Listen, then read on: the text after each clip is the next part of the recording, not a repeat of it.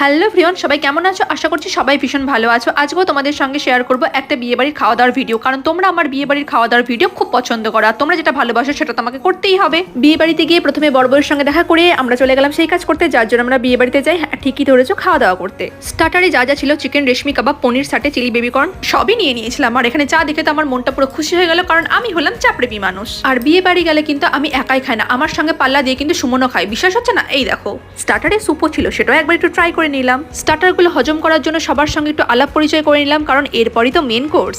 Main কোর্সে তো অনেক কিছুই ছিল, কিন্তু আমি সবকিছু নিইনি, কারণ আমি খাবার খেতে পছন্দ করি, নষ্ট করতে নয়। মেন কোর্স থেকে প্রথমেই আমি নিয়ে নিয়েছিলাম তান্দুরি রুটির সাথে তড়কা, যেটা আমার হেব্বি লেগেছে। তারপর নিয়েছিলাম এক পিস ফিশ ফ্রাই, তার সাথে শুধুমাত্র ট্রাই করার জন্য অল্প করে নিয়েছিলাম জাফরান পোলাও সাথে আলুর দম। এরপরে নিয়ে নিয়েছিলাম আমাদের শো স্টপার মাটন বিরিয়ানি। আর ডিনারটা শেষ করলাম চাটনি, পাঁপড়, মাখা সন্দেশ, গোলাপ জামুন এবং আইসক্রিম দিয়ে। আমি এবার পানটা নিয়ে বাড়ি যাই। তোমরা ভিডিওটা কেমন লাগলো জানিয়ে, ভালো লাগলে একটা লাইক করে দিও। টাটা।